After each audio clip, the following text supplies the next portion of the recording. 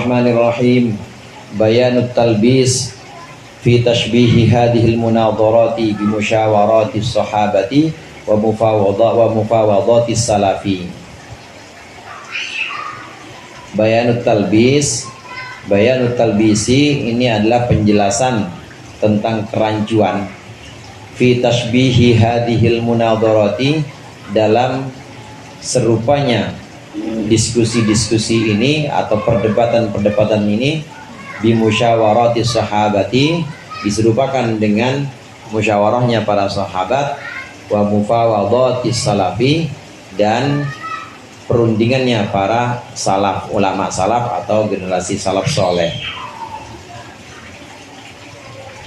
Imam Ghazali ingin menyampaikan tentang bahayanya perdebatan, bahayanya bergelut dengan ilmu, memperdalam ilmu fikih, memperdalam ilmu kalam, tapi tujuannya hanya untuk berdebat dan tujuannya untuk mengalahkan lawannya, supaya kelihatan keren, supaya kelihatan masyhur dan populer. Orang alim ini dia, orang kalau sama dia mah pasti debat kalah aja. Nah, supaya begitu doang. Nah, itu oleh Imam Ghazali diingatkan jangan seperti itu. Nah, biasanya memang orang-orang yang dulu pada zaman Imam Ghazali, apalagi sekarang juga, biasanya mereka mengambil alasan bahwa dulu juga para sahabat itu berdebat, para sahabat Rasulullah itu juga melakukan perundingan-perundingan. Jadi ya biasa aja kita juga melakukan perundingan-perundingan. Maka di sini dijelaskan oleh Imam Ghazali ada syarat-syaratnya kalau kita mau berdebat atau kita mau membahas satu masalah. Boleh memang di NU itu ada tradisi bahtul masail. Itu kenceng-kencengan itu kadang-kadang. Bisa kenceng-kenceng bisa sampai gebrak-gebrak meja kalau bahtul masail. Tapi habis itu mah ngopi bareng aja. Yang pahit-pahit, yang manis-manis. Enggak pernah dibawa ini. Nggak pernah dibawa sampai keluar arena bahtul masail, itu nggak pernah. Dan tujuannya harus tujuan mencari kebenaran. Tujuannya nggak boleh untuk menjatuhkan lawan, apalagi hanya untuk meninggikan ego atau kemasyhurannya, itu nggak boleh. I'lam anna haula'i qad yastadrijuna an-nasa ila dzalika. Ketahuilah bahwasanya orang-orang itu, orang-orang awam yang kemudian berubah jadi orang alim. Kemarin ada orang awam yang berlomba-lomba ikut atau belajar ilmu fikih, tapi cuma pengen dekat penguasa. Orang-orang awam yang belajar ilmu kalam cuma pengen jadi ahli debat doang. Itu yang dimaksud haula, mereka itu. Ketahuilah bahwa mereka qad yastadrijunan nasa. Mereka benar-benar telah menipu manusia ila dzalika. Mereka menipu manusia ila dzalika kepada itu, kepada munadharah atau pada perdebatan. Bianna gorodona minal munadharati al mubahatatu anil haqi. Bahwasannya tujuan kami dari diskusi al mubahatatu adalah mencari, pencarian anil haqi, dari kebenaran. Lihat tabiha, supaya menjadi jelas kebenaran. Fa innal haqqa matlubun, karena sesungguhnya kebenaran itu harus dicari. Wa ta'awuna 'alal nadhari fil ilmi, dan juga saling membantu 'alal nadhari atas pandangan fil ilmi dalam satu ilmu. Wa tawarudal khawatiri, dan juga menyampaikan kekhawatiran atau keresahan-keresahan intelektual. Ada hal ini pengen ditanyain, ada muskilat ini pengen dipecahkan. Sungguhnya itu mufidun, bisa memberikan faedah, wa muathirun, dan juga bisa memberikan bekas yang baik.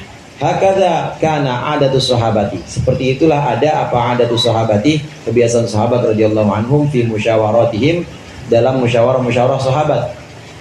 Alasannya orang-orang ini, orang-orang yang cari ilmu, belajar ilmu mantik, belajar ilmu kalam, belajar ilmu fikih, terus hanya untuk berdebat, cari masalah-masalah khilafiyah, ya, timbang masalah kunut aja kemudian dibesar-besarin dan dicari dalil-dalil. Nah, itu tujuannya hanya untuk menjatuhkan lawan misalnya, atau tujuannya hanya buat menambah kemasyhuran, itu dilarang, nggak boleh.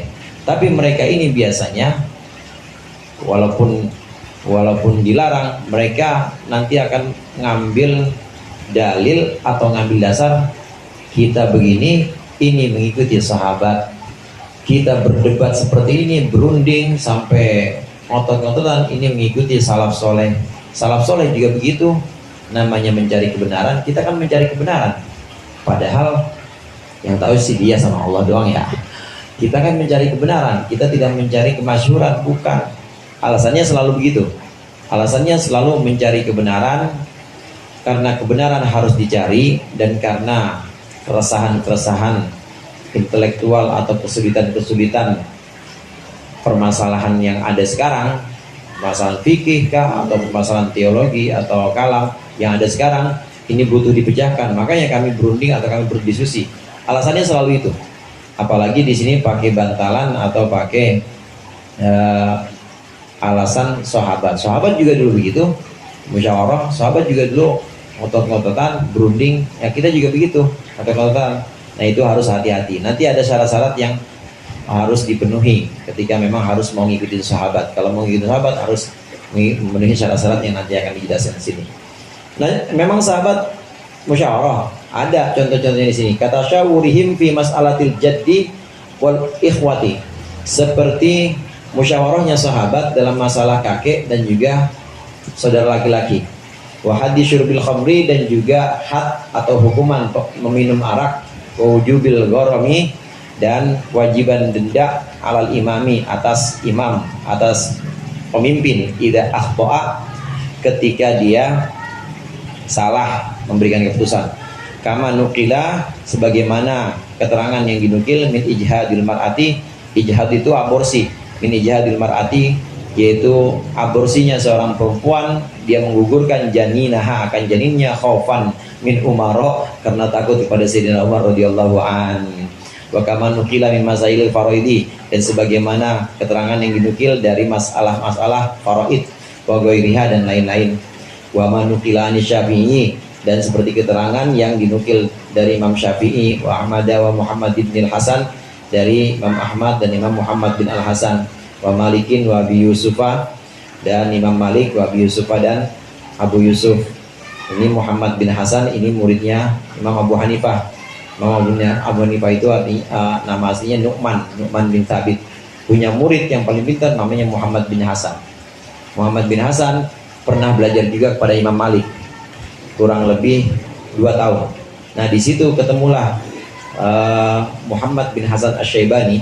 Di situ ketemu Imam Syafi'i, sama-sama di Madinah berguru sama Imam Malik. Nah setelah itu Imam Syafi'i pengen belajar fikihnya Imam Abu Hanifah. Cuma Imam Abu Hanifah udah meninggal. Belajarnya ke siapa? Belajarnya ke Muhammad bin Hasan ini, Muhammad bin Hasan Asy-Syaibani. Kemudian Imam Malik, Abu Yusuf. Abu Yusuf ini juga muridnya Imam Abu Hanifah. Namanya itu Abu Yusuf, itu kunyahnya. Nama aslinya Yakub bin Ibrahim. Yakub bin Ibrahim.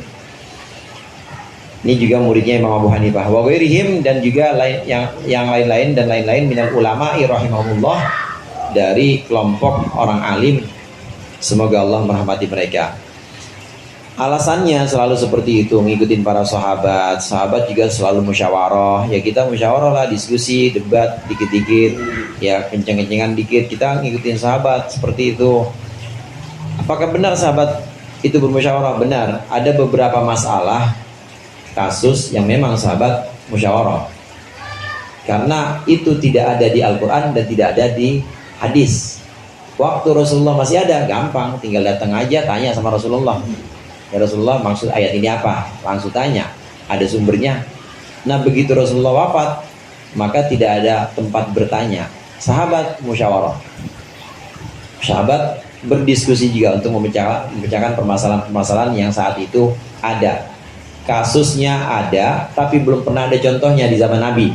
Di Al-Quran nggak ada, kemudian di hadis Nabi juga nggak pernah nyontohin, karena memang kasus itu belum ada. Karena kan memang begitu saudara, memang begitu sumbernya hadis dan sunnah, Al-Quran dan sunnah, Al-Quran dan hadis. Ini kan tetap begitu aja. Cuma kasus-kasus berkembang terus.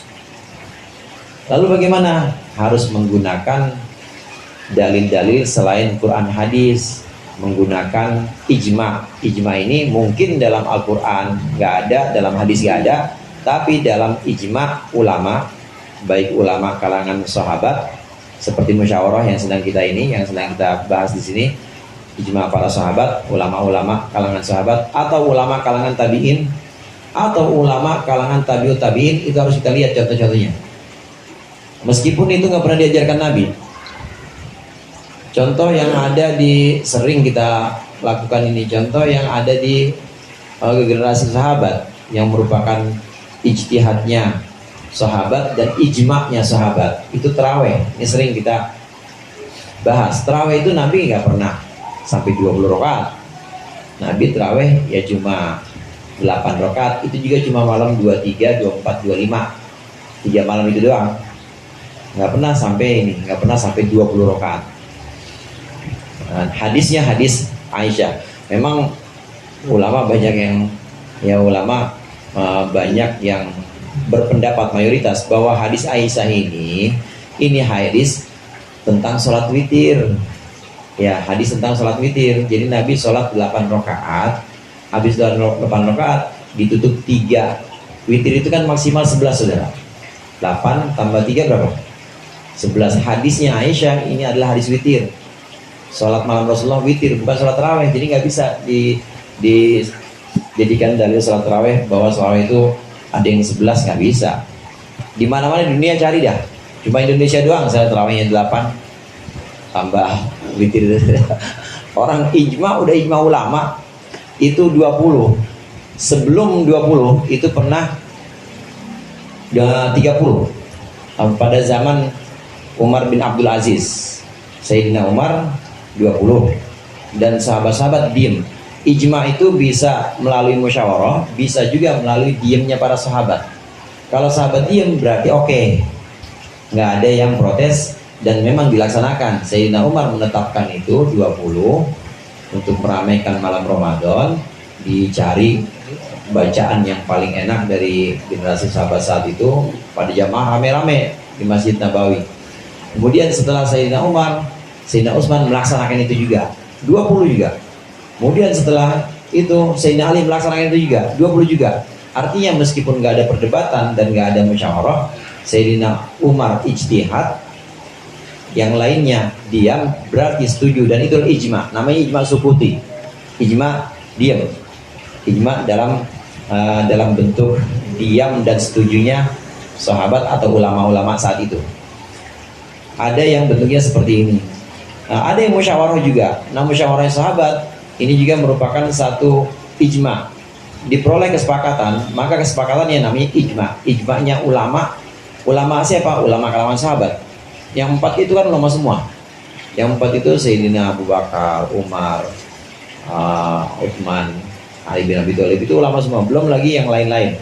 Belum ulama-ulama seperti 3 Abdullah bin Umar, Abdullah bin Abbas, Abdullah bin Mas'ud, yang kadang-kadang disebut dengan Abadillah. Abadillah itu jamaknya dari Abdullah. Jadi kalau satu bayi ketemu Abdullah, namanya 3 Abadillah, namanya jamaknya Abdullah, Abadillah. Ada yang bentuknya musyawarah, ada yang bentuknya ijtihad sendiri, kemudian ulama-ulama pada zamannya setuju, diam. Nah, yang bentuk musyawarah seperti apa? Seperti permasalahan waris yang ada pada kakek dan saudara laki-laki. Ini para sahabat musyawarah. Kakek ini bagaimana? Kakek jatahnya bagaimana? Sebenarnya kakek ini dia mahjub. Kakek ini terhalang kalau masih ada anak, nggak dapat dia. Tapi ya lo kan nggak dapat apa-apa gitu maksudnya. Begitu juga saudara laki-laki. Nah, permasalahan saudara laki-laki ini ada bagiannya. Kalau kakek dia terhalang kalau ada anak. Sahabat waktu itu musyawarah tentang jatah atau bagian dari kakek. Nah, menurut sebagian sahabat, diantaranya ini yang dipegang diantaranya adalah sahabat Umar bin Khattab, kemudian Sayyidina Ali. Ini mengatakan bahwa kalau kakek mau dikasih bagian, maka bagiannya adalah bagian bapak. Ya, walaupun bapak itu masih ada, bagian bapak kalau mau dikasih. Tapi pendapat lain seperti Zaid bin Thabit waktu itu, enggak, bagiannya adalah, ukurannya adalah bagian sebesar bagian anak. Sebesar bagian saudara laki-laki. Saudara laki-laki. Nah, ini musyawarah para sahabat. Sahabat musyawarah juga dalam hal haddu syurbil khamr, had atau hukuman orang yang minum minuman keras, mabok rese lagi, cuma setengah botol doang. Itu ada hadnya, ada hukumannya. Di Al-Quran nggak ada, saudara, nggak ada, cari dah. Yang ada zina. Nah, selain zina, qadzaf itu nuduh tapi nggak ada bukti. Zina, muhson atau ghair muhson yang ada. Minum arak nggak ada di Al-Quran. Nah, para sahabat pada masa Sayyidina Abu Bakar, kemudian Umar, ini menjilid atau mencambuk orang yang minum minuman keras, karena udah meresahkan. Walaupun di situ nggak ada, di Al-Quran nggak ada, tapi sudah meresahkan. Musyawarah oleh sahabat. Berapa cambuknya? Cambuknya itu setengah dari qadzaf. Cambuknya itu 40. Kalau nuduh itu 80, dia 40 kali cambuk. Itu dilakukan oleh Sayyidina Abu Bakar, Sayyidina Umar, berdasarkan musyawarah para sahabat, karena udah meresahkan.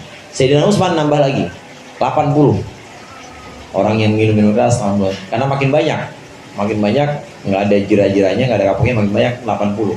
Ini musyawarah para sahabat musyawarah juga. Dan berbagai macam masalah ini memang pernah dilakukan oleh para sahabat untuk dimusyawarahkan, didiskusikan, dan kadang-kala mereka memang berdebat. Itu baru kalangan sahabat, belum kalangan murid-muridnya, tabi'in atau tabi'ut tabi'in atau generasi salaf. Imam Ghazali sini menyinggung generasi salaf. Generasi salaf itu muridnya tabi'in. Generasi salaf itu adalah muridnya tabi'ut tabi'in.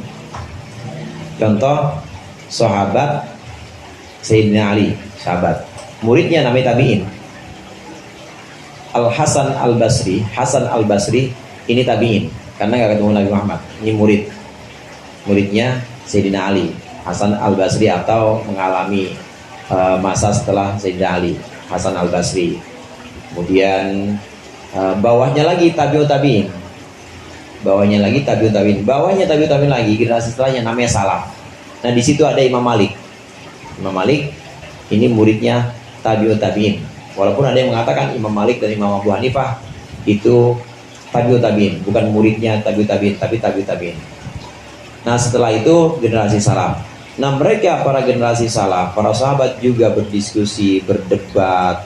Kita juga berdebat dong. Ini alasan orang-orang yang belajar ilmu kalam cuma buat berdebat doang. Kita ngikutin mereka dong, cari kebenaran dengan berdebat. Tujuannya lain. Nah, yang terjadi di kalangan sahabat dan kalangan ulama salaf seperti Imam Syafi'i, Imam Malik di sini disebutkan. Kemudian murid-muridnya Imam Abu Hanifah seperti Muhammad bin Hasan Al-Syaibani, terus Abu Yusuf, Yakub bin Ishaq, itu semuanya berdebat. Nah, kita ngikutin mereka, alasan mereka. Wa yutlimuka ala hadza talbisi ma adzkuruhu. Wa yutlimuka, dan akan menunjukkan kepadamu ala hadza talbisi, atas kerancuan ini, apa ma adzkuruhu, perkara-perkara yang akan aku tuturkan berikut ini, yang aku sebutkan berikut ini. Nih, lihat kerancuan ini, kerancuan alasan orang-orang yang suka debat, cari ilmu cuma buat kemasyhuran, untuk berdebat mengalahkan lawannya. Ini akan ditunjukkan dengan sesuatu yang akan aku sebutkan, kata Imam Ghazali. Wa huwa anna ta'awuna ala talabil haqqi, yaitu sesungguhnya tolong menolong untuk mencari kebenaran, minad dini, betul dari agama. Betul, at-ta'awun ala talabil haqq minad din, termasuk bagian agama, itu tolong menolong mencari kebenaran. Ta'awanu alal birri wat taqwa. Nah, kita tolong menolong untuk memecahkan masalah, musyawarah, diskusi, itu kan berarti tolong menolong dalam agama. Cakep dong kalau gitu. Betul, cakep, kata Imam Ghazali. Itu termasuk bagian dari agama juga, diskusi, debat. Tapi walakin lahu syurutun wa alamatun tamanin. Tetapi dia punya syarat dan punya tanda-tanda 8. Al-awwalu alla yashtagila wallahu a'lam bishawab. Al-Fatihah.